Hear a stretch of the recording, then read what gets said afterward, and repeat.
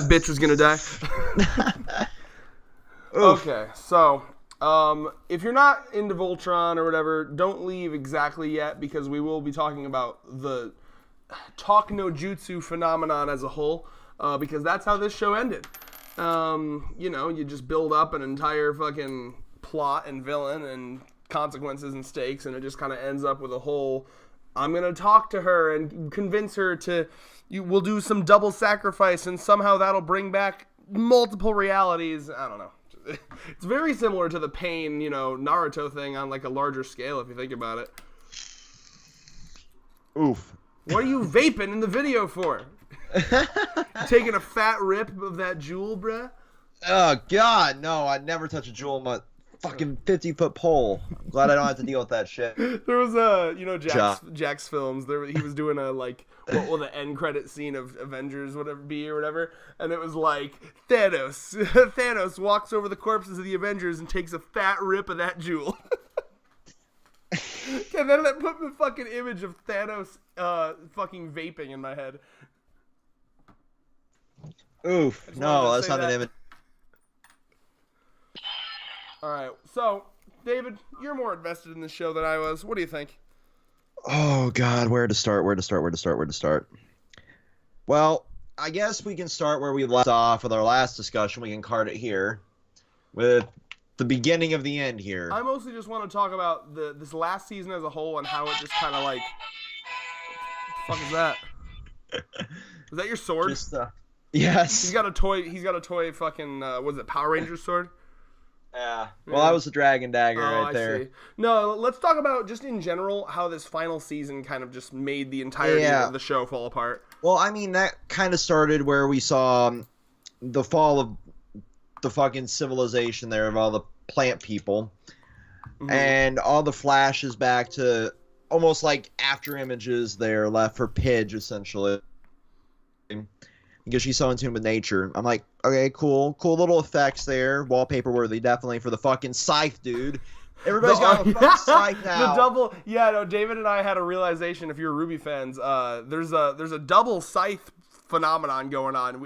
All within like 1 year, you had a double scythe in the old lady. What was her name again? Maria. You're much better with names, thank you. So double scythe with her and Ruby, double scythe with the random fucking guy chasing Zoro in One Piece, and then double scythe mech robot, which was admittedly cool in this series. So that was hilarious. But yeah, no, just like, I don't even want to go through the details itself, David, otherwise this video is going to be forever. I just want to, in general, talk about how the way it ended was a letdown for the entire series and how it was built up. Well, that's where it started it for me. We got all that started to rush together and like try to compress 7 other seasons worth of plot into fucking the last 8 episodes of the series. Honestly, like, it's just when you try to do that with, if you're gonna take a show, any show, right? And like this happened with Bleach. This kind of happened with Naruto. Like, just there's a phenomenon of like shows really taking their time to build up and then like ending in a snap, and I suppose that comes down to people getting tired or anything like that. But like, with Bleach, it wasn't really Kubo's fault. It was them rushing him. Mm-hmm. But with like Kishimoto, it was like for whatever reason he did one of those like, lol, JK, I'm the real bad guy, and then she gets beaten in like 10 chapters. It's weird. Yep. But yeah, so I mean, in the case of this show, what it basically did come down to this big like thing that, in and of itself, it could have been an entire season. You know what I mean? Like, like you could have spent the unraveling of realities itself. Yes, could have been an entire fucking season. You're right. Think about the scale. Think about the scale of that, right? So it's her going through a bunch of realities, trying to find one where her family's alive and loves her, right? And that could have been an entire season. And you really could have like they could have been chasing her through multiple realities. We could have had some Rick and Morty-esque shit. That would have been interesting. You know what I mean? Right. And like it almost reminds me in a way of Doctor Who did a similar thing. If we want to go into the sci-fi territory, this shit pisses me off when they make decisions that are against the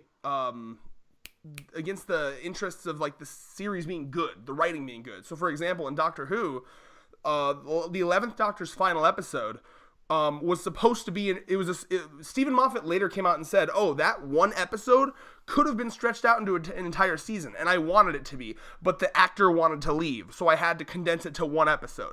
And I'm sitting here like, that would have been so fucking cool, because essentially the plot of that last episode of that Doctor Who for him was him stuck in this like one town, and he couldn't leave it because if he left it, the town would get just destroyed, right? And his TARDIS was like gone and shit.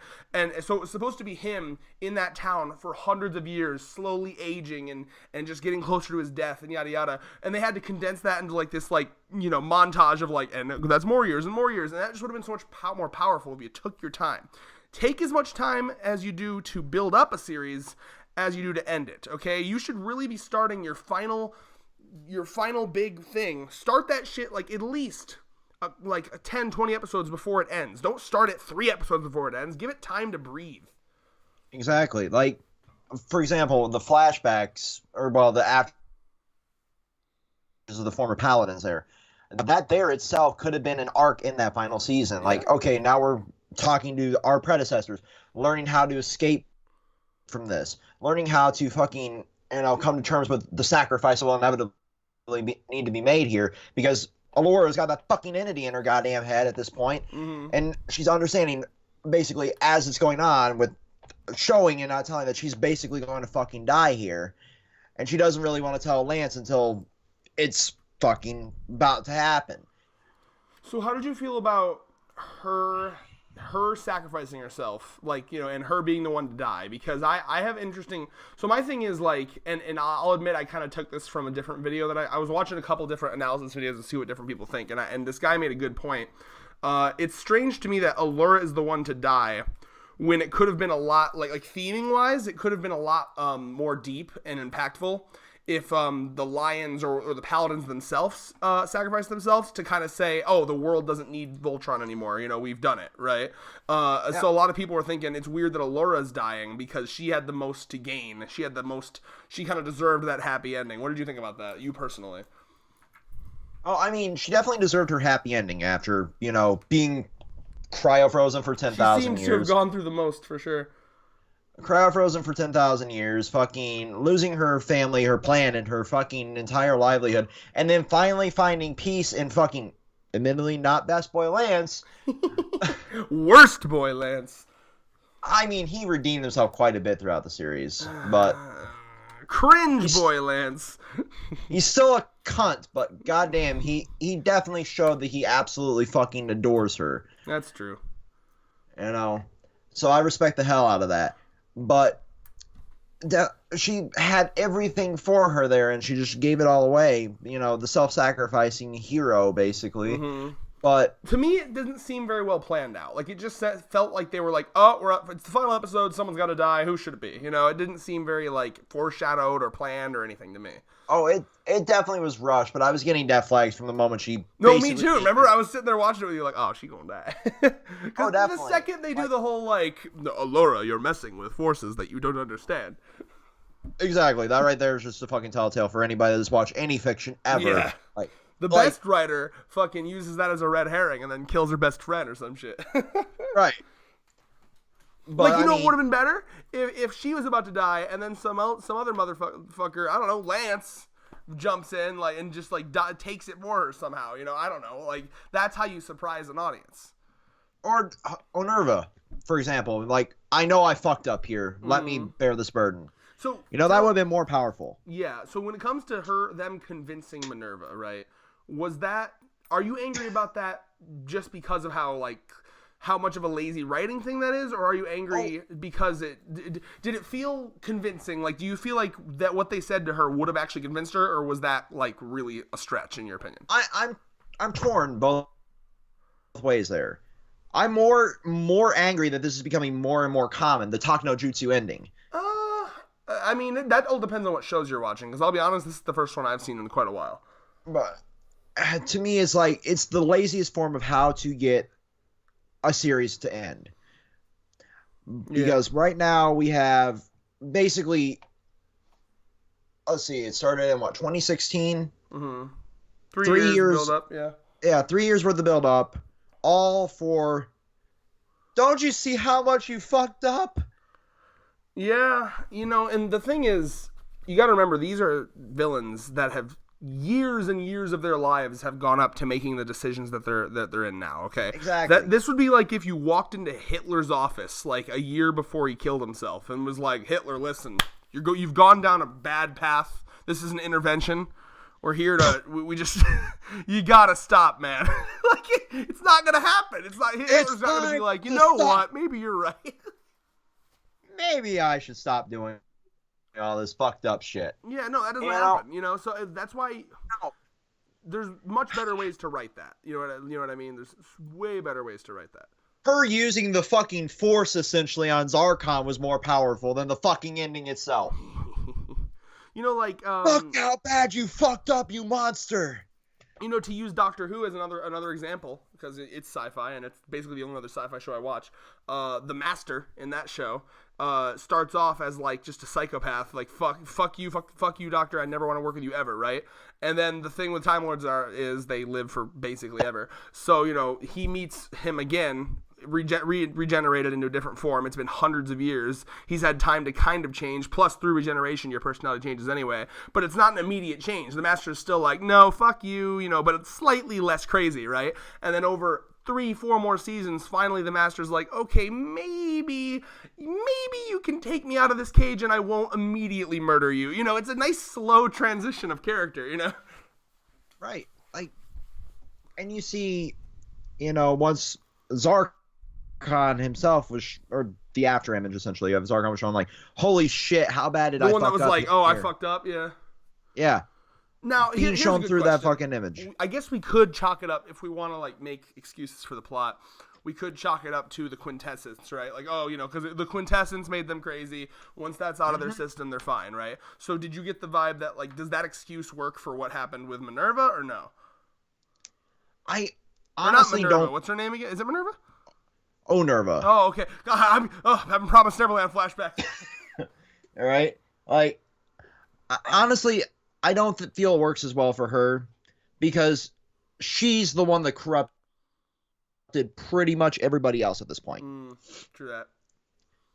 You know, I get that, you know, she's fucking been corrupted by the quintessence itself, but when you've passed your sins on to others, not only with the Galra, but with the Alteans, all to get your baby daddy back and your fucking kid, who's already a classified psychopath. Now, a scene I will say, something I did appreciate was her going to the alternate reality and her son still being like, no, fuck you. You're not my real mom. That shit's great. Like, that was just cathartic. Like, I will rip apart dimensions and worlds to return to you, my child. And then he's like, no, fuck you. You're not my real mom from a fucking sniveling 5-year-old's fucking Lotor. Also, baby Lotor is adorable. Let's just be clear here. Yes, baby Lotor protected all fucking I want a plushie of baby Lotor and I want to snuggle with him. But it's a plushie, so it's not weird. It's not weird because it's a plushie. It's not like David who has body pillows. Yeah, I've got body pillows. How old is C2, that body pillow you have? I don't fucking know. I'm going to Google it. How old is Sinon? I'm going to Google both of it. How old is Callan? Sinon, motherfucker.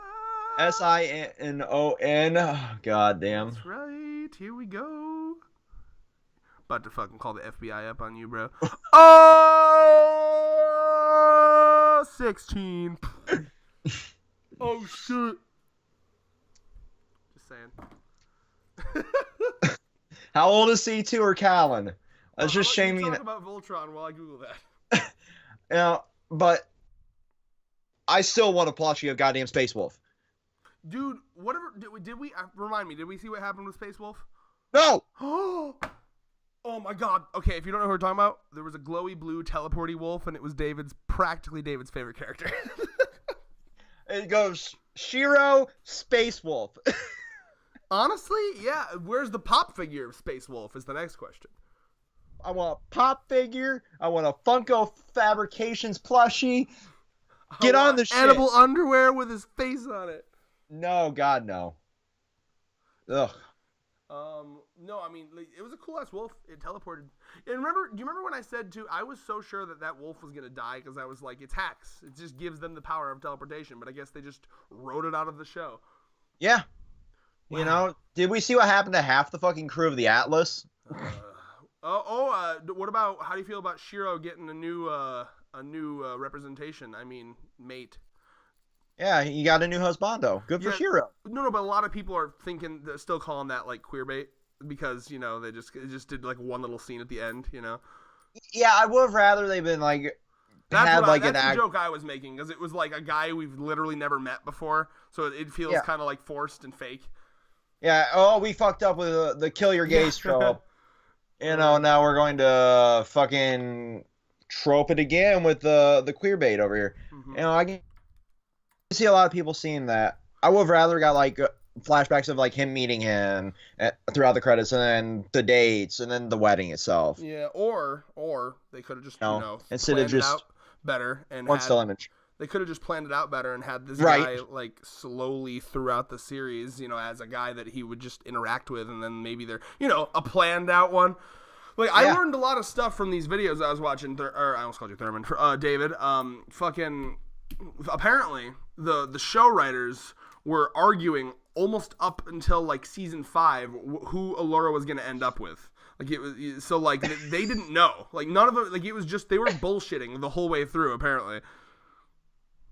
They're like, oh, we get a lot of this, and then, okay, not important. She was thrown around like a fucking used hand rag, bro.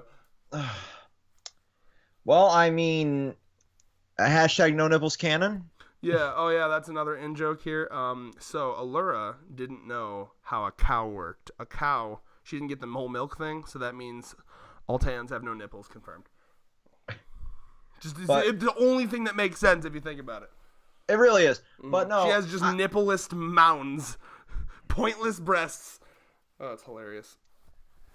I could go so many ways with that, but I'm not going to. Mm-hmm. But, you know, it's not actually shocking. A lot of these Netflix shows seem to be, you know, in this development hell, as us gamers call it.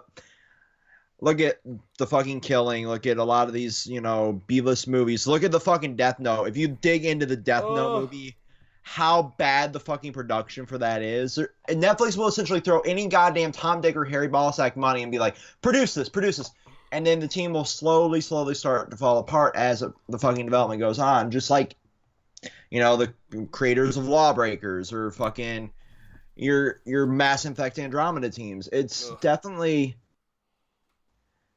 disturbing how they shit these shows out yearly and seemingly rake in our fucking money hand over fist, but they can't even keep a team together. I mean, to be fair, it's not like we're paying specifically for this show. We pay for the service, and then it's we pay for the service, definitely, but you would think if they want to keep their platform successful, and this is going deeper than Voltron itself, if they want to keep their platform successful at this point with, you know, the Disney streaming service, we got Hulu catching up with a lot more quality, well-written shows. You got Amazon Prime with Good Omens starring David Tennant. You know, I need to watch that shit. When does that come out? It's in May, I believe. Last I was checking. And it's based off David Tennant and anything. I'll watch it. It could be gay porn, and I'd watch it. I'd probably watch it more. Just fuck David Tennant already, right? Give me the option. Listen, you said he's at C2E2. Let's just say I'll be there next year. Oh my god. Restraining order from David Tennant in the mail.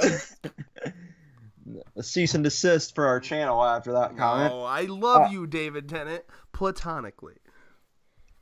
No, but like it's ridiculous. Like, look at how much better quality all these fucking shows are on these other. I don't think it's a Netflix issue. I just think it's. I think it's the teams they choose for these. Maybe more than anything. Well, here's the thing too. Again, another thing I learned from watching a bunch of reviews. A lot of the people that worked on this worked on Avatar: Last Airbender. Yep. And what's interesting, the guy that I was watching, he was comparing this show to Avatar, right? And how Avatar ended better, developed its relationships better, all this shit, right? And did you know there was something I read an article about, because they're doing the live action Avatar on Netflix. Ugh. Did you know that there was originally going to be a 4th fucking season of Avatar: The Last Airbender, but they canned it in favor of the M. Night Shyamalan movie? I'm pretty sure there was definitely more than 3. Was there? Wait, no, I gotta look this up now. Hold on. Was there only 3? Here, I'll send you the article. Oh my god, I see it right now. That's the first thing that came up. Yep. Hard to believe, isn't it? Fuck whoever made that decision. Wow. Avatar, the writer, oh my god. Could have been a 4th season, but for Shyamalan's movie. Mm-hmm. What the hell? I mean, it didn't feel rushed. I guess I'd need to rewatch it. Like, Avatar didn't feel rushed to you, did it? It didn't feel as rushed, definitely.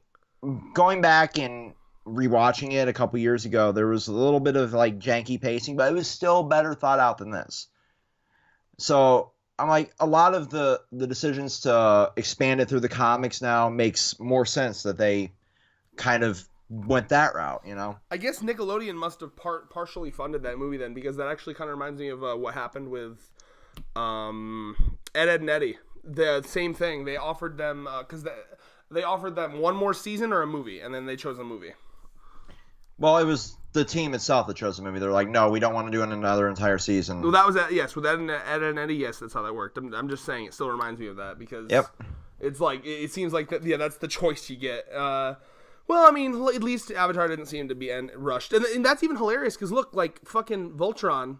Unless I'm doing my math wrong, like how many episodes was in an Avatar season? Like, was it too many more than 13? Because like assuming that there's the same amount of episodes in a season, Voltron had over double the amount of time to properly build up, you know what I mean? And like end its plot lines naturally. So I guess what I would say is this show, it had great characters, it had great action, phenomenal artwork, but it just gave off the vibe of being kind of written on the spot, week to week.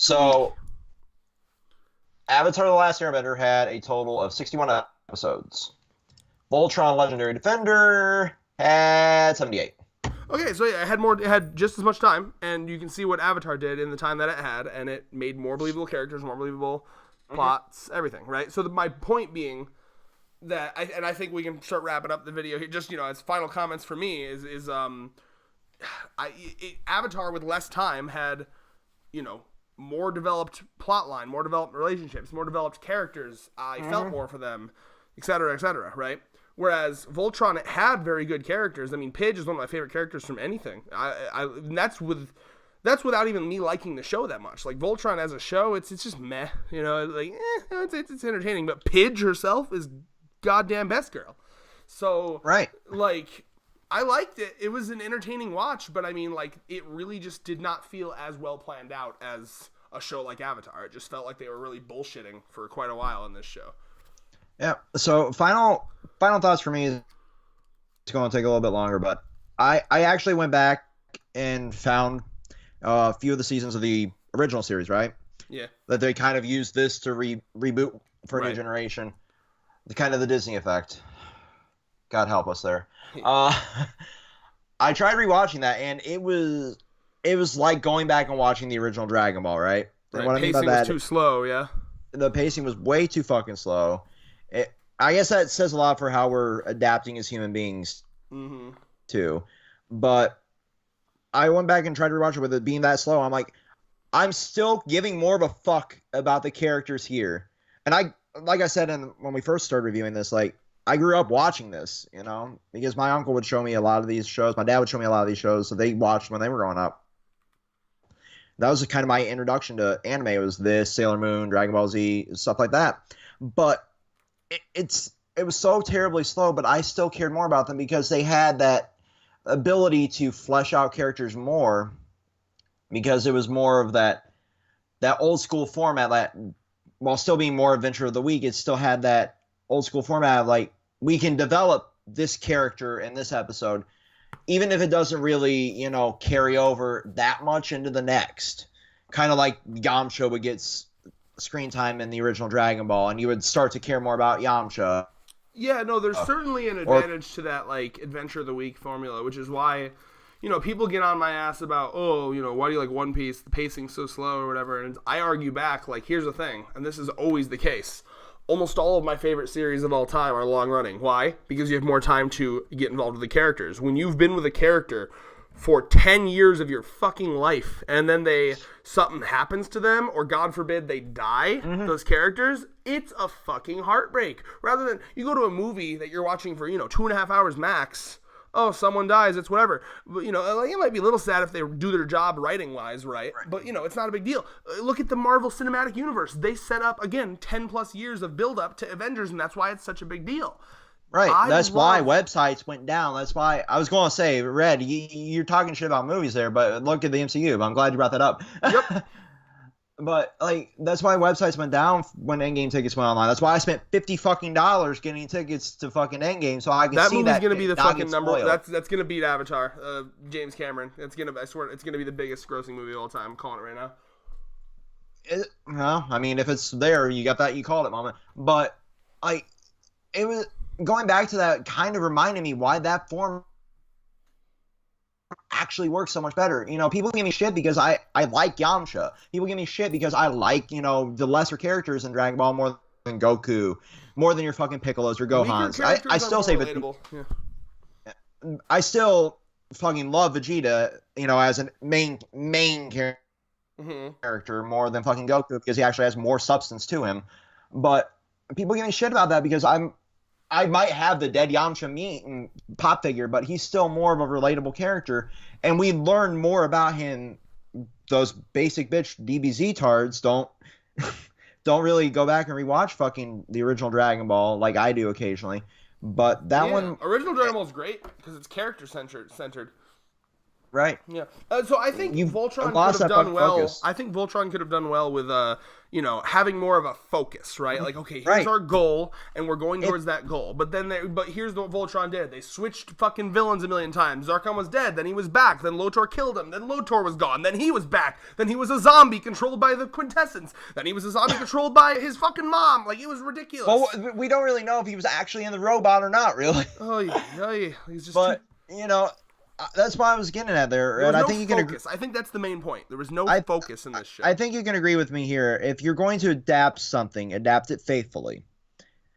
Definitely the older, slower pacing would not work in modern era. Because we have attention spans of a fucking goldfish as human beings. We're fucking locked to a black mirror constantly.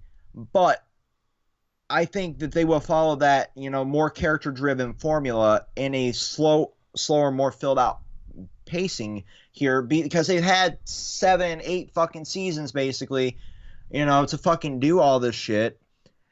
But instead they are like you said, we're going to switch to this villain and this villain and this villain, and then we're going to have a war to fucking have a crown for the fucking kingdoms. And oh my god, we've turned into a fantasy story. Oh no, we're back to sci-fi. Oh no, we're back here. Oh, we're going to have this filler episode of D&D that had more fucking character development. I didn't mind. Those episodes were kind of the best. The episodes where they could just interact as a family. That episode had more goddamn character development than the entire fucking final 2 seasons put together. Yeah. And, you kind of just like... And I even... Like, it was a subtle change that I didn't notice until I really started thinking about it. But, like, the characters just... You just didn't like them as much in the final seasons as you did in the beginning. No. Yeah.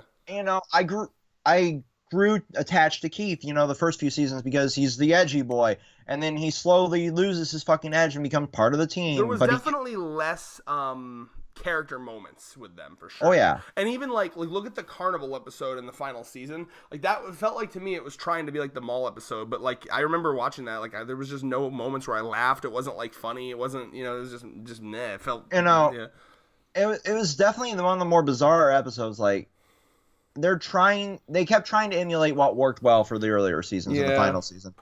Like that was their fucking way to be like, oh look, we got the mall episode, or we got little quirky bits like we had in the D&D episode. But like you said, it didn't feel natural. It's like, oh, we're trying to force this to capture the audience again, because a lot of people dropped it after the killing the fucking partner episode. But I don't know. It I think definitely- for me, it came down to a lack of focus, a lack of like where are we going with this series. I almost actually started to have the Promise of Neverland effect with me, where it was like, okay, who's this character now? Random Galra number 55. Like, it just kind of lost focus. Oh yeah, definitely. Going back, because I fucking rewatched the first few episodes. I'm like going back to the first, the movie length episode. I'm like, okay, this is what made me interested in it, because it had that long drawn out narrative. Like, here's how we're collecting the lions. Here's how we're doing this and this and this. But then you slowly, like you said, that one reviewer actually said that it started to fall apart around season 2 for them. Well, the way they said it was they liked season 1 and 2, and then 3 was where they thought it was falling apart. Yeah. Season 3, yeah, but 2 even had like little moments of where it's starting to lose its own focus, and then it slowly unraveled. And now that you brought up the fact that they were having that much infighting, it's starting to sound like the Witcher series that's coming to Netflix. Like, probably it's been in development for so fucking long, but it's gotten nowhere past like a fucking, oh, here's our pitch meeting. I think here's how I'm going to end off this video. If you're going to write something, just be smart and have your basic plan set out beforehand, okay? Like, important things should be completely set. Like, okay, where is this villain's character arc going to go? Who's the main villain going to be? Who's the final villain going to be? Yada, yada, yada. All this shit, right? Because it's easy... a lot of series have a good beginning, but only a few series have a good beginning and a great ending. It's a lot harder to do a great ending, and a lot of people fall flat there. So just plan out your ending. Don't bullshit it until you're like, oops, it's our last season. What do we got to do now? Because it did seem like they fell into the escalation trap. Like, oh man, and she's destroying realities. It's got to be huge. It's got to be crazy. It's got to be big. Not really. And then you can have a fucking grounded fucking final battle and still make it feel magnificent. Yeah, and I'll be honest with you, it probably would have been more impactful if they got out of their fucking robots and just fought like as people. You know what I mean? Like, that's more personal. That's more connected. Like, it almost reminds me of in the final Naruto fight, they start off with their huge blowy up DBZ moves, and then they like run out of chakra, and then the really emotional part is when they're just fighting with pure taijutsu, no chakra whatsoever, and it gets way more emotional and personal. So, like, yeah, just point being, we're going in circles here, but it's just, it wasn't awful. It was just a show that started out great and just kind of fizzled out. Like, it's one of those, like, we're going to go out not with a bang, but with a whimper. It's a depressing thing to see that happen to a show that had a lot of potential and had some good characters. You brought up Promised Neverland. Like, that author had the entire first arc, Yep. planned out, and then nothing afterwards. So shocker. Nothing afterwards, and then shocker, as you say, like, it's started turning into this around the Goldie Pond arc, and then it's continuing to fucking have its one or two good chapters of stuff that they might have had, bullet points for, and like, yes, it does feel like that series feels like a bullet point series for sure. And then nothing else. Whereas, like, One Piece, your grand example, Oda's got, fucking probably a beautiful mind fucking plaqueboard on the fucking wall. He's one of those freaks that has literally everything planned out. Like, this here goes to this arc, and this arc goes to this one, and this will flashback over here. In One Piece, we're currently in Wano, which was foreshadowed back in Thriller Bark, which was written over 10 years ago. Exactly.